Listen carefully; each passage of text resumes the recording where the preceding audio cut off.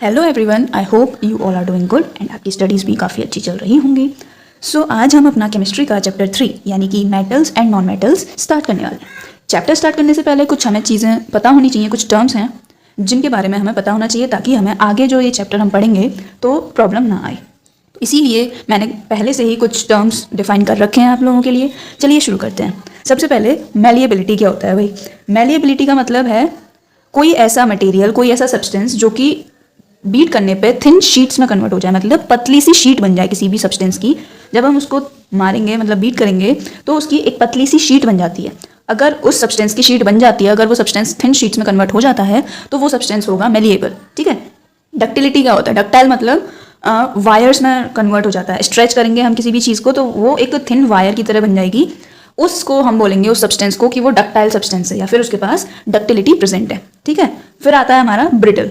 Brittle का मतलब होता है अगर हम कोई चीज़ को से मारेंगे तो वो ब्रेक हो जाएगी इनटू पीसेस।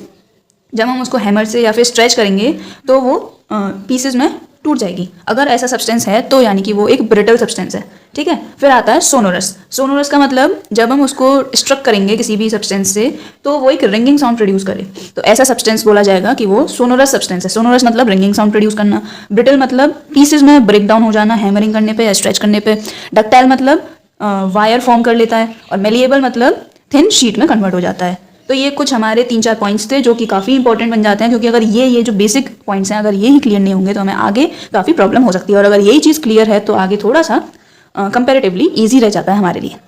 तो अब हम स्टार्ट करते हैं अपना एक्चुअल चैप्टर जो कि है मेटल्स एंड नॉन मेटल्स। इस चैप्टर में हम पढ़ने क्या वाले हैं? इस चैप्टर में हम पढ़ेंगे मेटल्स क्या होते हैं, नॉन मेटल्स क्या होते हैं, मेटल्स की प्रॉपर्टीज़ केमिकल फिजिकल, ऐसी नॉन मेटल्स की chemical properties physical properties, and उसके बाद हम फिर यूजेस भी पढ़ेंगे। उसके बाद हम पढ़ेंगे कि रिएक्शंस के बारे में पढ़ेंगे, रिएक्शन क्या होती है, किस तरह की रिएक्शन कौन सा सब्सटेंस देता है, और रिएक्टिविटी सीरीज़, और काफ़ी सारी चीज़ें हैं। मतलब ये बहुत ही एक इंटरेस्टिंग चैप्टर है एंड आई होप आप लोगों को भी इंटरेस्टिंग लगे। तो स्टार्ट करते हैं chapter what are metals.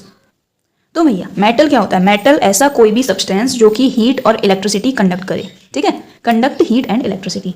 Malleable हो। मेलिएबल का मतलब अभी बताया था। मेलिएबल मतलब थिन शीट में कन्वर्ट हो जाए, बीट करने पे थिन शीट में कन्वर्ट हो जाए, उसको हम बोलेंगे मेलिएबल। यानी कि मेटल्स जो हैं उनकी थिन शीट बन जाती है जब हम उनको बीट करते हैं, इसलिए हम बोलते हैं metals are malleable. Metals are ductile. Ductile मतलब वायर फॉर्म कर लेता है, तो थिन शीट भी फॉर्म कर सकता है जब हम उसको बीट करेंगे, और जब स्ट्रेच करेंगे तो मेटल्स जो हैं वो वायर की फॉर्म ले लेते हैं, इसीलिए हम उनको डक्टाइल बोलते हैं। मेटल्स लस्ट्रस भी होते हैं। लस्ट्रस मतलब शाइन होती है उनमें। लस्टर का मतलब शाइन होता है ना, तो मेटल्स शाइनी होते हैं इसलिए हम बोलते हैं उनको लस्ट्रस। मेटल्स हार्ड होते हैं, स्ट्रॉन्ग होते हैं, हैवी होते हैं और सोनोरस होते हैं। भाई सोनोरस भी तो बताया था ना।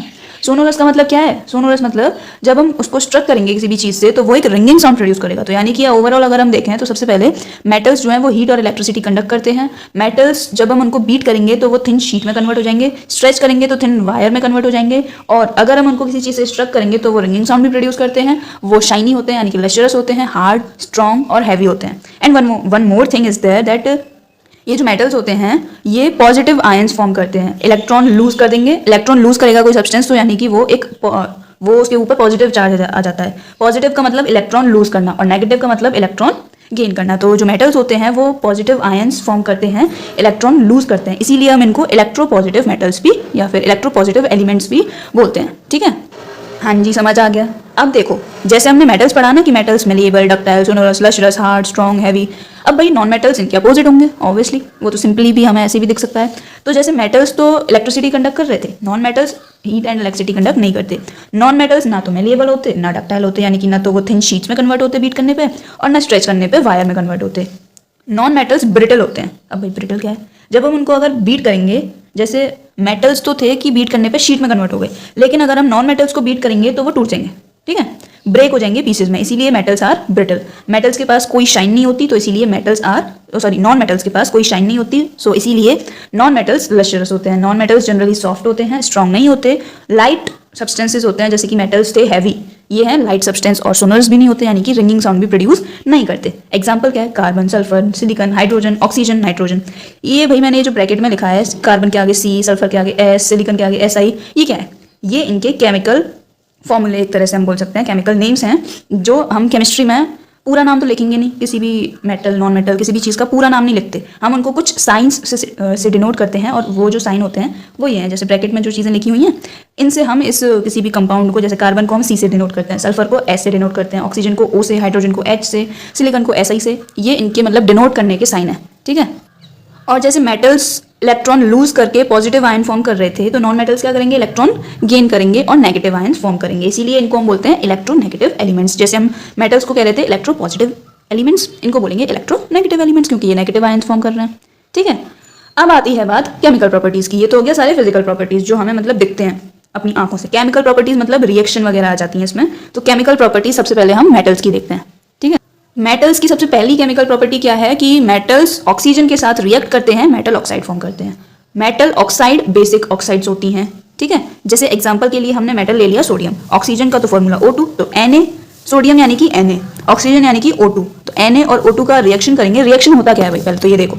रिएक्शन का मतलब होता है कोई भी ऐसा प्रोसेस जिसमें कोई दो चीजें मिलके एक कोई नई चीज बना रही हो, मे बी एक मे बी दो, ठीक है। दो चीजें हैं, जैसे ये वाला साइड है इसको बोलते हैं हम रिएक्टेंट साइड, क्योंकि ये जो दो हैं ये रिएक्ट करेंगी तो इनको हम बोलते हैं रिएक्टेंट। और रिएक्ट करने के बाद जो ये फॉर्म हुआ उसको हम क्या बोलेंगे, प्रोडक्ट।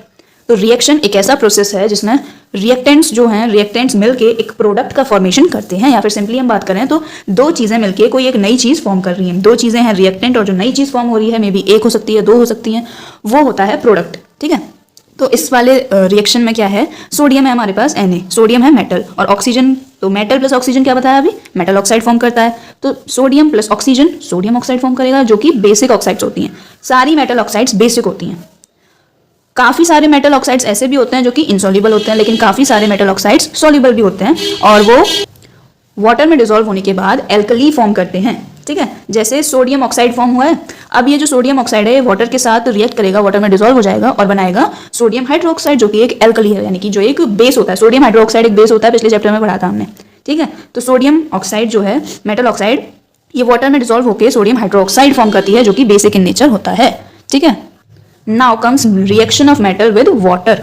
ऑक्सीजन के साथ मेटल रिएक्ट कर रहा था, मेटल ऑक्साइड फॉर्म कर रहा था।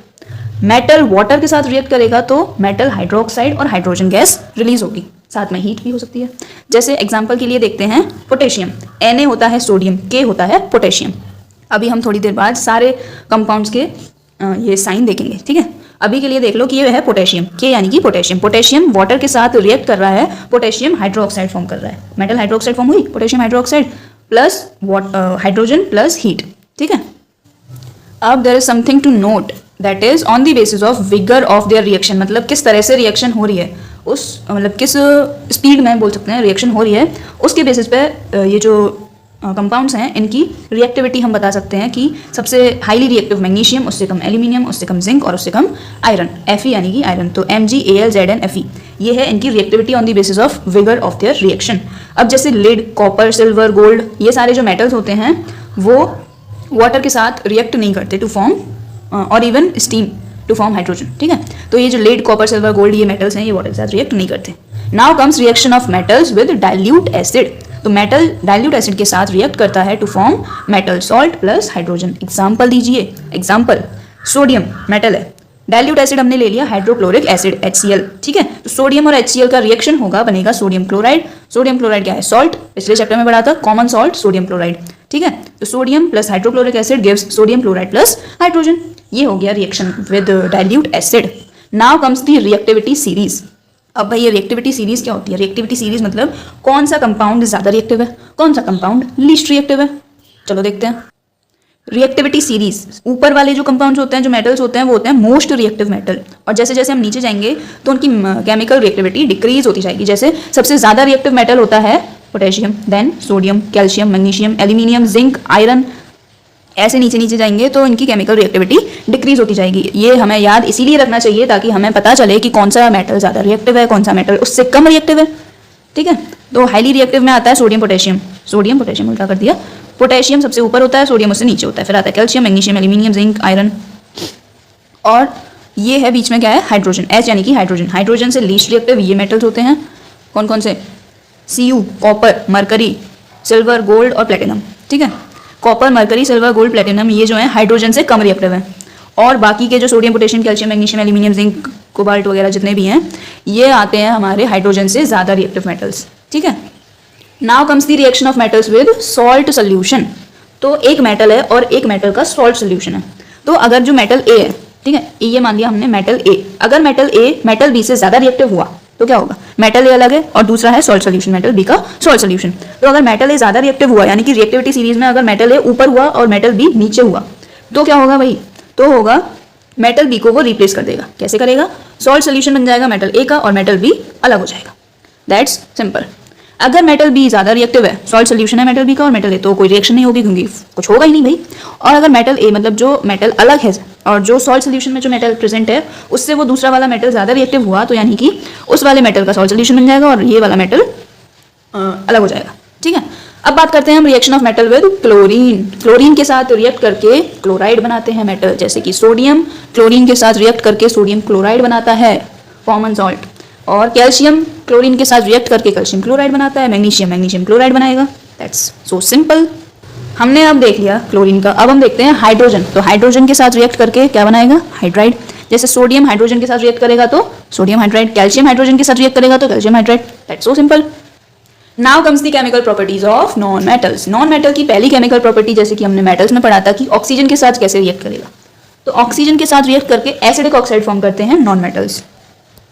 और जो हमारे मेटल्स थे वो बेसिक ऑक्साइड फॉर्म कर रहे थे। याद रखना, मेटल ऑक्साइड होती है बेसिक ऑक्साइड, नॉन मेटल की ऑक्साइड क्या होगी? Acidic oxide. एग्जाम्पल दीजिए, एग्जाम्पल ये देखिए। तो जैसे कार्बन है एक नॉन मेटल, कार्बन ऑक्सीजन के साथ रिएक्ट करेगा, कार्बन डाइऑक्साइड फॉर्म होगी जो कि एसिडिक है। सल्फर है नॉन मेटल, ऑक्सीजन के साथ रिएक्ट करेगा, सल्फर ऑक्साइड एसिडिक है। ठीक है, बात करते हैं नॉन मेटल का रिएक्शन विद वाटर। तो नॉन मेटल्स जो हैं वो वाटर के साथ रिएक्ट ही नहीं करते। भैया क्या बात करें, नॉन मेटल्स रिएक्ट ही नहीं करते वाटर के साथ टू इवॉल्व हाइड्रोजन गैस। ठीक है, ना तो वाटर के साथ रिएक्ट करते नॉन मेटल्स और ना ही डाइल्यूट एसिड के साथ रिएक्ट करते। भाई दो चीज़ें तो शॉर्ट होगी पहले से, रिएक्शन ही नहीं होगी भाई, ना तो वाटर के साथ और ना ही डाइल्यूट एसिड के साथ।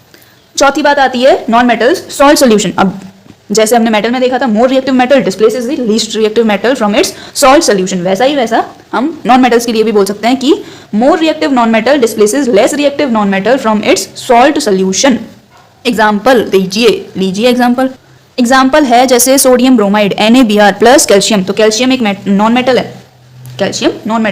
और ये सोडियम ब्रोमाइड सॉल्ट सोल्यूशन है। तो क्लोरीन जो है, कैल्शियम नहीं क्लोरीन, सोडियम ब्रोमाइड और क्लोरीन का रिएक्शन करेंगे तो सोडियम क्लोराइड और ब्रोमीन होगा। तो क्लोरीन जो है वो ब्रोमीन से ज्यादा रिएक्टिव है, इसीलिए क्लोरीन ने ब्रोमीन को रिप्लेस कर दिया, सोडियम क्लोराइड प्लस ब्रोमीन बन गया। ठीक है, यहाँ पे एक चीज याद रखना, जैसे मेरे को कंफ्यूजन हुई है ना क्लोरीन और कैल्शियम में, वैसे ही आपको भी हो सकती है। तो कैल्शियम होता है Ca कैल्शियम और Cl क्लोरीन। ओके, याद रखना। Now comes the reaction of non metals with chlorine. आ गया क्लोरीन। तो क्लोरीन के साथ नॉन मेटल्स रिएक्ट करके क्या बनाते हैं? कोवेलेंट क्लोराइड्स बनाते हैं जो कि नॉन इलेक्ट्रोलाइट होते हैं। Example hydrogen non metal, chlorine तो क्लोरीन है, तो hydrogen plus chlorine hydrochloric acid. Covalent chloride बना है HCl जो कि नॉन इलेक्ट्रोलाइट है, P4 प्लस Cl, तो मतलब इसका बनेगा PCl3। ठीक है, अब आता है रिएक्शन विद हाइड्रोजन। तो हाइड्रोजन के साथ नॉन मेटल्स रिएक्ट करते हैं to form covalent hydrides. Example है जैसे कि हाइड्रोजन ही ले लो, हाइड्रोजन तो है ही है, हमने नॉन मेटल लेना है, हमने ले लिया सल्फर, तो हाइड्रोजन सल्फाइड कोवेलेंट हाइड्राइड बन गया। हमने ले लिया nitrogen plus hydrogen NH3 covalent hydride. ठीक है, यहाँ पे हमारी सारी नॉन मेटल्स और मेटल्स दोनों की केमिकल प्रॉपर्टीज एंड होती हैं। अब हम देखते हैं कंपैरिजन बिटवीन मेटल और नॉन मेटल, फिजिकल प्रॉपर्टी और केमिकल प्रॉपर्टीज दोनों। फिजिकल प्रॉपर्टीज की बात करें तो मेटल्स मेलिएबल होते हैं, डक्टाइल होते हैं, non metals non malleable, non ductile. Malleable यानी कि hammered into thin sheets, malleable यानी कि थिन शीट्स में कन्वर्ट होना, और डक्टाइल यानी कि थिन वायर में कन्वर्ट होना। मेटल्स ऐसा कर सकते हैं, नॉन मेटल्स ऐसा नहीं कर सकते। Second point, metals good conductor of heat and electricity होते हैं, non metals bad conductor of heat and electricity होते हैं, एक्सेप्ट ग्रेफाइट जो कि एक गुड कंडक्टर ऑफ इलेक्ट्रिसिटी है। मेटल्स लस्ट्रस होते हैं यानी कि शाइनी होते हैं और पॉलिश्ड होते हैं। नॉन मेटल्स नॉन लस्ट्रस होते हैं, उनमें कोई शाइन नहीं होती और पॉलिश नहीं हो सकते।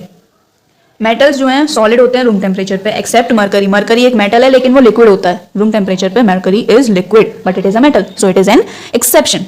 तो जनरली सारे metals solid at room temperature, but non metals may be solid, may be liquid और may be gases at room temperature. Metals strong होते हैं, टफ होते हैं, नॉन मेटल्स ना तो स्ट्रॉन्ग होते और ना टफ होते। तो ये तो हो गया डिफरेंस इन फिजिकल प्रॉपर्टीज। कुछ डिफरेंसेस हम केमिकल प्रॉपर्टीज में भी देख लेते हैं। चलिए आइए देखते हैं। तो मेटल्स बेसिक ऑक्साइड फॉर्म करते हैं, non metals acidic oxide form करते हैं या न्यूट्रल ऑक्साइड फॉर्म करते हैं। मेटल हाइड्रोजन को वाटर से डिस्प्लेस कर देते हैं और नॉन मेटल्स वाटर के साथ रिएक्ट ही नहीं करते। मेटल्स आयनिक क्लोराइड फॉर्म करते हैं विद क्लोरीन, और ये जो आयनिक क्लोराइड्स होते हैं वो इलेक्ट्रोलाइट होते हैं बट नॉन वॉलेटाइल होते हैं। और वहीं non metals covalent chlorides form करते हैं विद क्लोरीन, जो कि नॉन इलेक्ट्रोलाइट होते हैं but are volatile. Metals usually hydrogen के साथ कंबाइन नहीं करते, कुछ ही रिएक्टिव मेटल्स हैं जो कि हाइड्रोजन के साथ कंबाइन करके आयनिक मेटल हाइड्राइड फॉर्म करते हैं। वहीं नॉन मेटल्स हाइड्रोजन के साथ रिएक्ट करते हैं, स्टेबल कोवेलेंट हाइड्राइड फॉर्म करते हैं। ठीक है, now comes the uses of metals and non metals. तो मेटल्स के यूजेस देखते हैं। तो कॉपर और एल्यूमिनियम जो होते हैं वो वायर, इलेक्ट्रिक वायर बनाने के लिए यूज होते हैं। क्यों? क्योंकि कॉपर और एल्यूमिनियम की बहुत ही लो इलेक्ट्रिकल रेजिस्टेंस है, मतलब वो गुड कंडक्टर ऑफ इलेक्ट्रिसिटी है। ठीक है, आयरन, कॉपर, एल्यूमिनियम ये तीनों यूज होते हैं हाउस होल्ड यूटेंसिल्स बनाने में और फैक्ट्री के इक्विपमेंट्स बनाने में। आयरन एक कैटलिस्ट की तरह यूज होता है इन हेबर्स प्रोसेस। अमोनिया के फॉर्मेशन में आयरन एक कैटलिस्ट की तरह यूज होता है बाय हेबर्स प्रोसेस। ठीक है, जिंक गैल्वेनाइजेशन में यूज होता है, आयरन के गैल्वेनाइजेशन में, जिससे कि आयरन को हम रस्टिंग से प्रोटेक्ट कर सकते हैं। क्रोमियम और निकल मेटल जो होते हैं वो इलेक्ट्रोप्लेटिंग में यूज होते हैं और स्टेनलेस स्टील बनाने में यूज होते हैं क्रोमियम एंड निकल। एल्यूमिनियम फॉयल यूज होता है मेडिसिन, सिगरेट और फूड मटेरियल को पैक करने में। सिल्वर और गोल्ड मेटल जो होते हैं वो ज्वेलरीज बनाने में यूज होते हैं और thin foils made of silver and gold are use to decorate sweets. Sweet decoration में, मतलब जैसे कोई मिठाई होती है उसके ऊपर हम क्या बना देते हैं, सिल्वर या गोल्ड की फॉइल लगा देते हैं, तो उससे वो स्वीट्स को डेकोरेट करने में भी और ज्वेलरीज बनाने में भी silver and gold are use. Liquid metal जो है मरकरी थर्मामीटर बनाने में यूज होता है। थर्मामीटर क्या होता है भाई, जिससे हम अपना टेम्परेचर चेक करते हैं, जैसे हमें जब फीवर आ जाता है तो। सोडियम, टाइटेनियम और जिरकोनियम ये जो मेटल्स हैं वो एटॉमिक एनर्जी में यूज होते हैं, यानी कि न्यूक्लियर एनर्जी में, और स्पेस साइंस प्रोजेक्ट्स में भी सोडियम, टाइटेनियम और जिरकोनियम का यूज होता है। जिरकोनियम मेटल जो है वो बुलेट प्रूफ अलॉय स्टील्स बनाने में भी यूज होता है। Lead is used in making car batteries. ये थे मेटल्स के यूजेस। अब हम देखते हैं नॉन मेटल्स के यूजेस। तो नॉन मेटल के यूजेस क्या क्या हैं? तो सबसे पहले तो हाइड्रोजनेशन, मतलब वेजिटेबल ऑयल्स के हाइड्रोजनेशन में यूज होता है, जिससे कि वेजिटेबल घी यानी कि वनस्पति घी बनता है हाइड्रोजन की हेल्प से। हाइड्रोजन अमोनिया की मैन्युफैक्चरिंग में भी यूज होता है। लिक्विड हाइड्रोजन रॉकेट फ्यूल की तरह भी यूज होता है। और कार्बन यूज होता है for making electrodes of electrolytic cells and dry cells. Nitrogen use होता है अमोनिया, नाइट्रिक एसिड और फर्टिलाइजर्स के मैन्युफैक्चर में। ठीक है, क्योंकि नाइट्रोजन की नाइट्रोजन की इनर्टनेस की वजह से उसको फूड मटेरियल को प्रिजर्व करने के लिए भी यूज किया जाता है। Compounds of nitrogen like trinitrotoluene TNT and nitroglycerine, ये जो नाइट्रोजन के कंपाउंड्स हैं वो एज एक्सप्लोजिव्स भी यूज होते हैं। सल्फर यूज होता है फॉर मैन्युफैक्चरिंग सल्फ्यूरिक एसिड और फंगीसाइड्स की तरह भी यूज होता है and in making gun powder. और सल्फर वल्केनाइजेशन ऑफ रबर में भी यूज होता है। ठीक है, तो ये कुछ मैंने इंपॉर्टेंट यूजेस लिखे हुए हैं मेटल्स के और नॉन मेटल्स के। आप या तो इसका स्क्रीनशॉट ले लीजिए या इसको नोट डाउन कर लीजिए। ठीक है, अब हम बात करते हैं मेटल्स और नॉन मेटल्स रिएक्ट कैसे करते हैं। ठीक है, तो मेटल्स जब रिएक्ट करते हैं नॉन मेटल्स के साथ तो वो आयनिक कंपाउंड्स बनाते हैं, और जब नॉन मेटल्स रिएक्ट करते हैं दूसरे नॉन मेटल्स के साथ तो वो बनाते हैं कोवेलेंट बॉन्ड। अब ये आयनिक बॉन्ड, कोवेलेंट बॉन्ड होते क्या हैं, इसको समझने से पहले हम समझते हैं कि भाई एक्चुअल में केमिकल बॉन्ड क्या होता है। तो केमिकल बॉन्ड एक वो फोर्स है जो कि मॉलिक्यूल में एटम्स को एक साथ लिंक करे रखती है, एक साथ जोड़े रखती है, उस फोर्स को बोलते हैं केमिकल बॉन्ड। ठीक है, अब बात करते हैं हम नोबल गैसेस की। नोबल गैसेस वो हमारे एलिमेंट्स होते हैं जो हमारी पीरियडिक टेबल के ग्रुप 18 के जितने भी एलिमेंट्स हैं, मतलब लास्ट वाली जो राइट हैंड साइड पे जो एकदम लास्ट वाली ग्रुप 18 होती है उसके एलिमेंट्स को हम बोलते हैं नोबल गैस। कौन कौन से एलिमेंट्स होते हैं? Helium, neon, argon, krypton, xenon और रेडॉन। ठीक है, हीलियम का ये जो ब्रैकेट में है ये है एटॉमिक नंबर, ये हैं उनके साइन और ये हैं वो एलिमेंट्स। हीलियम का एटॉमिक नंबर होता है 2, नियोन का एटॉमिक नंबर 10, आर्गन का 18, क्रिप्टन का 36, ज़ेनॉन का 54 एंड रेडॉन का 86। अब ये जो नोबल गैसेज हैं इनको हम इनर्ट गैस या नोबल गैस एक्चुअल में कहते क्यों हैं? क्योंकि ये अनरिएक्टिव होती हैं और फिर ये केमिकल बॉन्ड्स फॉर्म नहीं करती। अब ये जो गैसेज होती हैं ये इनर्ट क्यों, मतलब अनरिएक्टिव क्यों होती हैं? अनरिएक्टिव इसलिए होती हैं क्योंकि इनके पास इनकी जो इलेक्ट्रॉनिक कन्फिग्रेशन है या इलेक्ट्रॉनिक अरेंजमेंट जो है उनका वो स्टेबल इलेक्ट्रॉनिक अरेंजमेंट है। उनकी जो आउटर मोस्ट शेल होती है वो स्टेबल कन्फिग्रेशन में रहती है। इसी वजह से ये गैसेज रिएक्ट नहीं करती तो बॉन्ड्स फॉर्म नहीं करती, और अगर बॉन्ड्स फॉर्म नहीं करेंगी तो इसीलिए हम इनको नोबल गैस या इनर्ट गैस कहते हैं। ठीक है, अब इनकी इलेक्ट्रॉनिक कन्फिग्रेशन देख लेते हैं। अब एक्चुअल में इलेक्ट्रॉनिक कन्फिग्रेशन होता क्या है? इलेक्ट्रॉनिक कन्फिग्रेशन को हम कह सकते हैं कि किसी भी एटम में इलेक्ट्रॉन्स किस तरह से अरेंज हैं, कौन सी शेल में कितने इलेक्ट्रॉन्स हैं। ठीक है, तो शेल्स जो होती हैं, जैसे ये है न्यूक्लियस, ये है के shell, L M N O ऐसे होती है, मतलब न्यूक्लियस के अराउंड शेल्स होती हैं। तो सबसे अंदर वाली होती है K, then L, then M, then N, then O and then last होती है P। तो हीलियम में 2 ही एटॉमिक नंबर है इसका, यानी कि 2 इलेक्ट्रॉन्स प्रेजेंट हैं, तो के शेल इसकी फुल्ली फिल्ड हो गई। और नियोन की बात करें तो इसका कन्फिग्रेशन होता है 2,8, आर्गन का 2,8,8, के में 2 होते हैं, एल में 8 होते हैं और एम में 8 होते हैं। क्रिप्टन की बात करें तो 2, 8, 18, 8, जेनॉन 2, 8, 18, 18, 8 और रेडॉन 2, 8, 18, 32, 18 और 8। ये होती है इनकी स्टेबल इलेक्ट्रॉनिक कन्फिग्रेशन। ठीक है, तो ये ना तो पॉजिटिव चार्ज होता है ना इन पर नेगेटिव चार्ज होता है, ये होता है न्यूट्रल, अनरिएक्टिव होता है, क्योंकि इनकी जो आउटरमोस्ट शेल होती है वो फुल्ली फिल्ड होती है, स्टेबल कन्फिग्रेशन होता है। ठीक है, अब ये जो केमिकल बॉन्ड्स या केमिकल कॉम्बिनेशन होता है, इसका रीज़न क्या है, इसका कॉज है कोई भी एटम। सबसे पहले तो हम ये देखते हैं कि कोई भी एटम जो है वो अपना इनर्ट गैस इलेक्ट्रॉनिक कन्फिग्रेशन, यानी कि इनर्ट गैस की तरह इलेक्ट्रॉनिक कन्फिग्रेशन किसी भी एटम का किन तरह से हो सकता है, 3 तरह से हो सकता है। या तो वो एटम इलेक्ट्रॉन लूज़ कर दे, एक या एक से ज़्यादा इलेक्ट्रॉन लूज़ कर दे, या इलेक्ट्रॉन गेन कर ले, या फिर इलेक्ट्रॉन को शेयर कर ले। ये 3 तरह से इनर्ट गैस इलेक्ट्रॉनिक अरेंजमेंट कोई भी एटम अचीव कर सकता है। ठीक है, बात करते हैं आयन्स की। तो आयन क्या होता है? इलेक्ट्रिकली चार्ज्ड एटम होता है। ठीक है, आयन कोई भी इलेक्ट्रिकली चार्ज्ड एटम है। आयन फॉर्म कैसे होता है? या तो उस एटम ने इलेक्ट्रॉन लूज़ किया हो या इलेक्ट्रॉन गेन किया हो। तो इसी बेसिस पे आयन्स 2 तरह के हो जाते हैं। लूज़ किया है तो कैटायन बन जाएगा, और गेन किया है तो एनायन बन जाएगा। कैटायन होता है पॉजिटिव, मतलब इलेक्ट्रॉन लूज़ करेगा तो उस पर पॉजिटिव चार्ज आएगा, और इलेक्ट्रॉन गेन हुआ है तो उस पर नेगेटिव चार्ज आएगा। पॉजिटिव चार्ज को कैटायन बोलते हैं, नेगेटिव चार्ज को एनायन बोलते हैं। पॉजिटिव चार्ज वाला यानी कि जैसे एग्जाम्पल देखते हैं सोडियम, तो सोडियम में से 1 इलेक्ट्रॉन चला जाएगा तो वो Na+ बन जाएगा। क्लोरीन पे 1 इलेक्ट्रॉन आ जाएगा तो वो नेगेटिव हो जाएगा। मैंने ये चीज़ ऐसे याद रखी है कि कोई भी चीज़ देना अच्छी बात होती है, कोई भी चीज़ लेना गलत बात होती है। तो अच्छी बात है तो पॉजिटिव आएगा। देना यानी कि हमसे तो लूज़ हो गया, हमने तो लूज़ कर दिया, किसी और को दे दिया। ठीक है, तो वो हो गया पॉजिटिव। देना अच्छी बात है और लेना गलत बात है। तो अच्छी बात है, गलत बात है, देना अच्छी बात है, लेना गलत बात है। मेरा याद करने का ये तरीका था, क्योंकि इसमें मैं काफ़ी कंफ्यूज होती थी। आप लोग ये भी देख सकते हो कि सिंपली अगर इलेक्ट्रॉन लूज़ किया है तो पॉजिटिव चार्ज, गेन किया है तो नेगेटिव चार्ज। ठीक है, इलेक्ट्रॉन लूज़ किया है, माइनस है तो पॉजिटिव चार्ज आएगा, इलेक्ट्रॉन गेन किया है तो नेगेटिव चार्ज आएगा। ठीक है, अब हम बात करेंगे केमिकल बॉन्ड्स कितने तरह के होते हैं। तो हमारे पास केमिकल बॉन्ड 2 तरह के होते हैं, आयनिक बॉन्ड और covalent bond. Ionic bond form होता है इलेक्ट्रॉन के ट्रांसफर से, एक एटम से दूसरे एटम में इलेक्ट्रॉन ट्रांसफर होता है तो होता है हमारा ionic bond form. Covalent bond form होता है इलेक्ट्रॉन शेयर करने से। जैसे एग्जांपल देखो, सोडियम क्लोराइड कैसे फॉर्म होता है। सोडियम की आउटरमोस्ट कन्फिग्रेशन है 1 और क्लोरीन की आउटरमोस्ट शेल में होते हैं 7 इलेक्ट्रॉन। तो ये इसको 1 दे देगा तो इसका तो स्टेबल कन्फिग्रेशन हो जाएगा और इसका भी स्टेबल हो जाएगा। तो ये इसको देगा तो इस पर क्या आ जाएगा? देना यानी कि पॉजिटिव, तो सोडियम पॉजिटिव बन जाएगा और क्लोरीन के पास एक नेगेटिव साइन आ जाएगा, या फिर हम इसको कंबाइनली बोल सकते हैं NaCl। ठीक है, MgO, मैग्नीशियम के आउटरमोस्ट शेल में 2 इलेक्ट्रॉन होते हैं, ऑक्सीजन की आउटरमोस्ट शेल में 6 इलेक्ट्रॉन होते हैं। तो मैग्नीशियम जो है ये 2 इलेक्ट्रॉन जो है इसके वो इसको दे देगा ऑक्सीजन को। तो मैग्नीशियम ने दिया है तो इस पर जितने इलेक्ट्रॉन दिए हैं उतना ही पॉजिटिव चार्ज, 2 इलेक्ट्रॉन दिए हैं तो 2+ हो जाएगा। इसके पास इलेक्ट्रॉन आए हैं, इसने गेन किए हैं तो नेगेटिव चार्ज आ जाएगा, तो ऑक्सीजन पर 2 नेगेटिव आ जाएगा, बन जाएगा MgO। ठीक है, देख लो, magnesium plus oxygen, magnesium 2+ oxygen 2- MgO। ठीक है, बात करते हैं कोवेलेंट बॉन्ड की। तो कोवेलेंट बॉन्ड फॉर्म होता है इलेक्ट्रॉन की शेयरिंग से। ठीक है, कोवेलेंट बॉन्ड 3 तरह के होते हैं, single covalent bond, double covalent bond और ट्रिपल कोवेलेंट बॉन्ड। अगर एक पेयर ऑफ इलेक्ट्रॉन का शेयरिंग हो रही है तो सिंगल कोवेलेंट बॉन्ड होगा, 2 पेयर ऑफ इलेक्ट्रॉन की शेयरिंग हो रही है डबल कोवेलेंट बॉन्ड होगा, और अगर 3 पेयर की हो रही है तो ट्रिपल बॉन्ड फॉर्म होगा। जैसे क्लोरीन में 1 ही इलेक्ट्रॉन की शेयरिंग हो रही है तो ये सिंगल बॉन्ड है। और अगर हम बात करें कार्बन डाइऑक्साइड CO2, तो कार्बन के भी 2 और ऑक्सीजन के भी 2, डबल बॉन्ड हो गया। ट्रिपल बॉन्ड N2 के केस में होता है, 3 इलेक्ट्रॉन के बीच में शेयरिंग होती है। अब जिन कंपाउंड्स का फॉर्मेशन आयनिक बॉन्ड से हुआ है उनको हम बोलते हैं ionic compounds form by the transfer of electron from one atom to another. Ionic bond कौन सा होता है? आयनिक बॉन्ड होता है इलेक्ट्रॉन के ट्रांसफर से फॉर्म होता है आयनिक बॉन्ड। तो आयनिक बॉन्ड से जो कंपाउंड्स फॉर्म हुए हैं, यानी कि इलेक्ट्रॉन के ट्रांसफर से जो कंपाउंड फॉर्म हुए हैं, उनको हम बोलेंगे आयनिक कंपाउंड्स। ये यूजुअली क्रिस्टलाइन सॉलिड्स होते हैं, यूजुअली वाटर में तो सॉल्युबल होते हैं, लेकिन बाकी ऑर्गेनिक सॉल्वेंट्स में ये इनसॉल्युबल होते हैं। ठीक है, ऑर्गेनिक सॉल्वेंट्स जैसे कि ether, acetone, alcohol, benzene, kerosene, carbon disulphide, carbon tetrachloride, ये कुछ ऑर्गेनिक सॉल्वेंट्स हैं।